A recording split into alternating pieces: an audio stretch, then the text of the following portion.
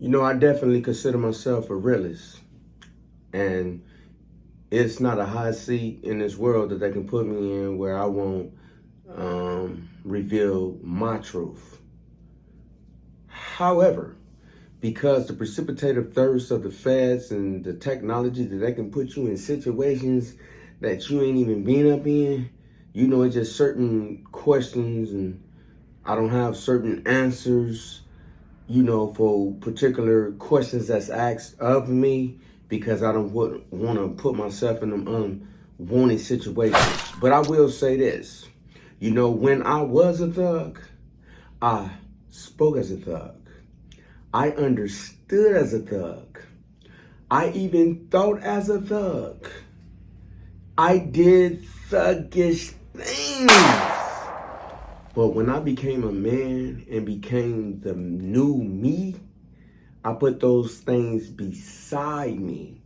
So on us is important because you have dudes that did decades and double the decades to where they got to go to the board to sit in front of 4, 5 people. I'm unsure how, you know, it really goes, and present their change or their truth to them. But I'm allowing the inmates to plead their case to the world. Welcome to Own Us. I'm your host, BG Ali, and my co-host is no other than the Black Sheep. Welcome to the show. Like and subscribe. Welcome to Own Us, where the voices of those incarcerated can be heard. I'm Abdullah the Black Sheep, and he's BG Ali. We thank you for spending some time with us and our listeners, where your voice matters, and where your personal journey to self-discovery should be told from your perspective. Therefore, before we push the issue, we want to thank our listeners, you know what I mean, and give them a big shout out. So without further delay, let's get cracking. Right now we have with us a guest, a friend of mine, a confidant, Big Tread. All right, man. Welcome to Own Us. Tell me, who are you? Okay, my name is Alejandro Reyes, and I've been incarcerated for 33 years, a few months. I became incarcerated for being an ex-felon in the possession farm, not only an ex-felon in possession farm, but also a felon in possession of a firearm with the intent to commit harm. I was sentenced to the Habitual Criminal Act with 2 consecutive life terms. Today, I find myself with one life term, which I've completed now, and I'm within 11 days to the board.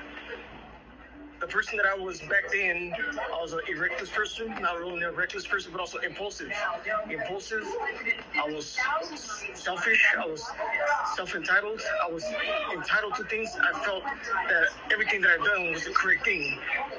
I didn't respect society, I didn't respect the rules of society. I challenged authorities, and I created victims. Not only that, but I was a person with no regards for human life as well as my own. So the person that I was in was basically callous.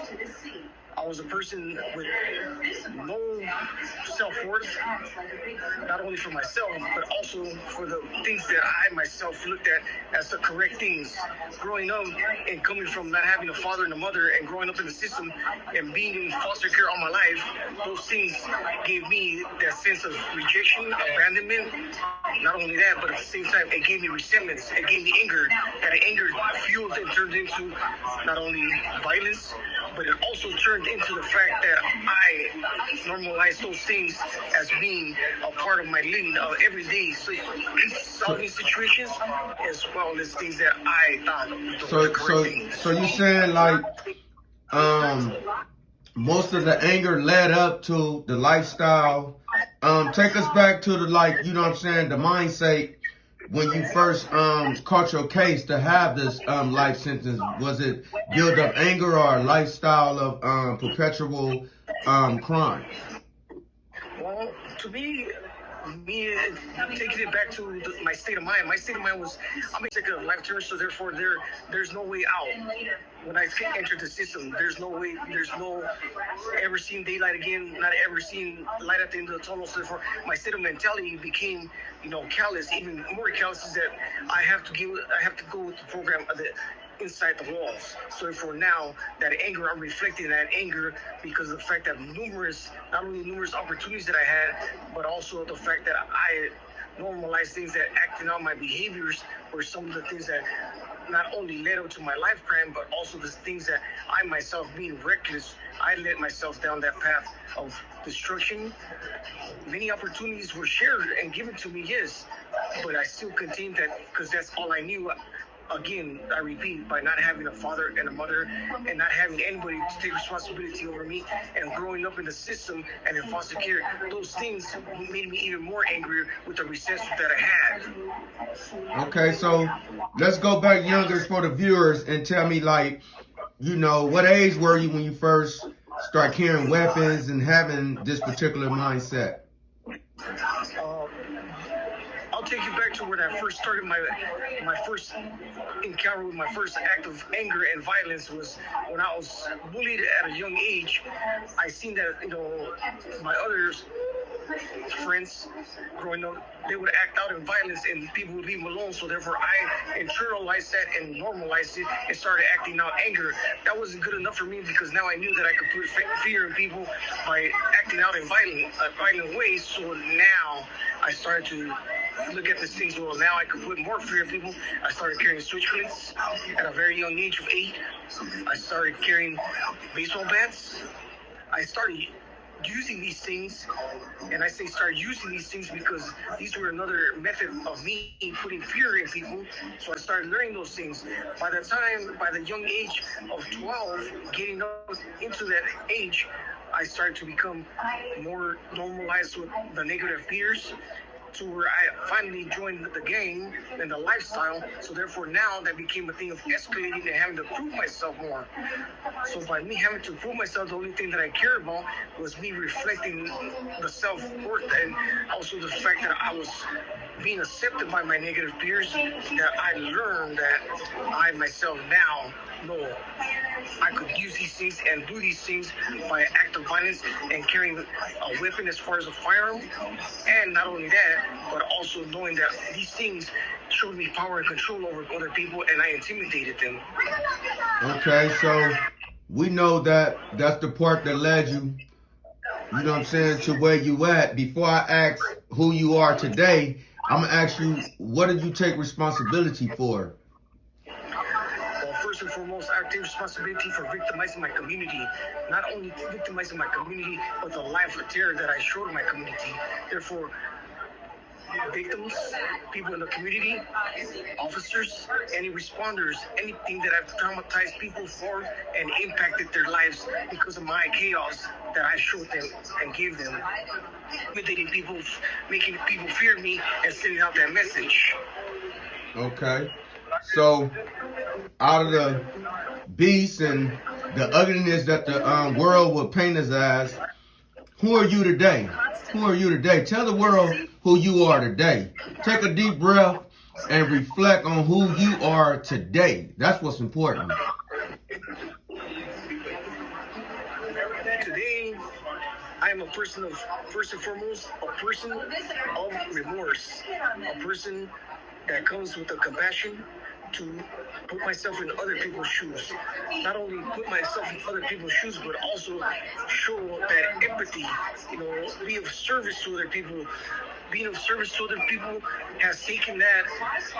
I needed that need for acceptance and approval, so therefore I created those chaotic things. Today I don't need those things. Today I'm responsible for myself, my actions, the way of my thinking, and not only my way of my thinking, but the way I reach out to others that also have gone down this path and are still going down that path for recovery, growth, not only recovery and growth, but also for them to learn how to start to heal from those things that I had at one point in time, those character defects, those internal triggers that we can use today, those warning signs that also lets us know what we're feeling and what we're going through and how to apply them. Not only apply them, but also learn those things of people, places, and things that used to be a part of our life.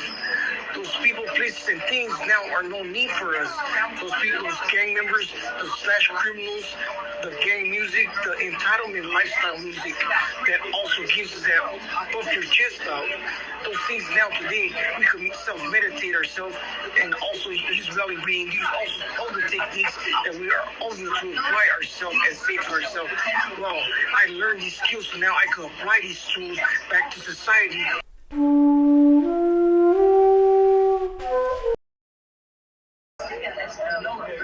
So as a person that's ready to be let back out into this world of society, it's a changing world. We older, we served our time. You know, what is it that you gonna bring to the table, you know what I'm saying, when you're let back out into this thing called society? What I'm bringing to the table today, I myself as a human being, today I'm a human being, today I'm a responsible person, today I am of service, not only to the community that I'm returning to, but also to those that find themselves in a situation of chaos. The world has changed. After 33 plus years of being gone, the world has changed all the way around me. Not only that, today society is more advanced. Today's society has anything that a person is not prepared for, like myself. Me, in general, I'm coming back with the state of mentality, first and foremost, to follow the rules. Not only follow the rules, but also the guidelines that are put before me. Being of service to that community by mentoring, facilitating, also volunteering to that community and showing that community that I'm worth being a part of that community. Not only am I worth being a part of that community, but also knowing that I have grown, I have learned from my mistakes, and I also at the same time I became inside these walls. It allowed me to become a trained problem solver, not only a trained problem solver, also a substance abuse counselor and a specialist one in addiction, to give back to that community and be a peer recovery coach too. That's the goals, and those are the things that I bring with me now that I'm coming back to society with the ability that I'm granted a second opportunity back in life outside these walls. So therefore now I can say to myself, I take full responsibility for all the damage that I've done, all the victims that I caused, not only that, but the impact. I've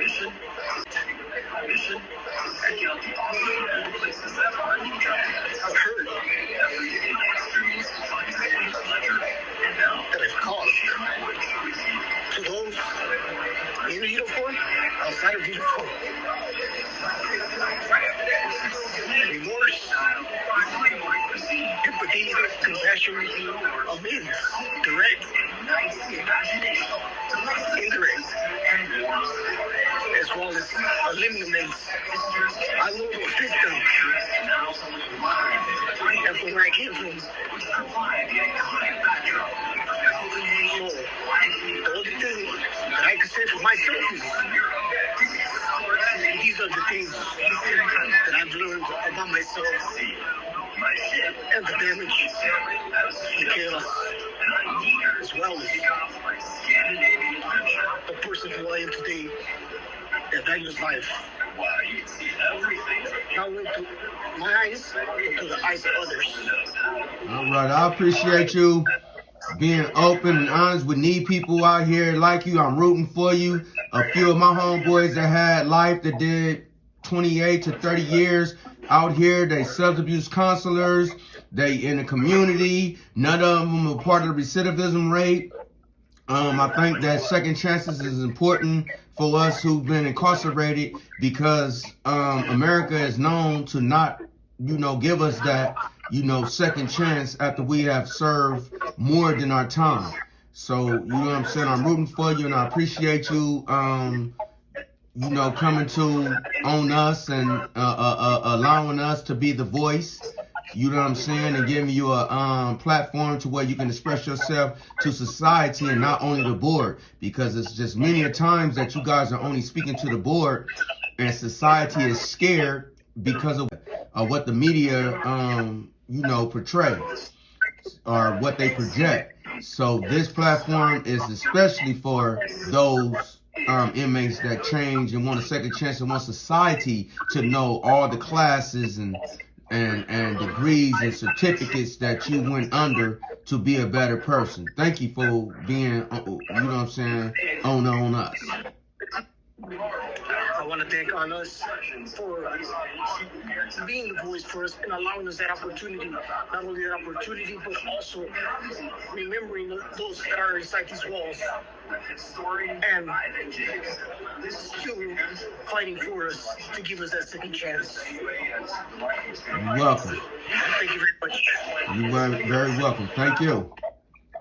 Thank you for your time. In closing, we want to thank you for joining the show and for taking the time to chop it up with us and for sharing with us something from your life's journey, Brother Trigger, and from your personal travels to self-discovery.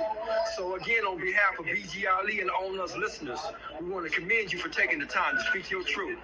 So as we wrap this thing up, we want our listeners to always understand that On Us is a space where women and men are brave enough to share their vulnerabilities and to speak to what makes them human beings. We encourage everyone to be respectful in their dissent because we too respect your right to be in disagreement to something I or a guest may have said because we fully understand that not everything will be said or addressed in the fashion you or I feel it should be said in. Always remember, On Us welcomes different perspectives and well thought out opinions. On Us is that space and place where we can have a human conversation and realize disagreements are expected. Once again, I'm Abdul the Black Sheep and he's BG Ali. And with these last words, for those doing or did some time, hit us up, 916-533-6617.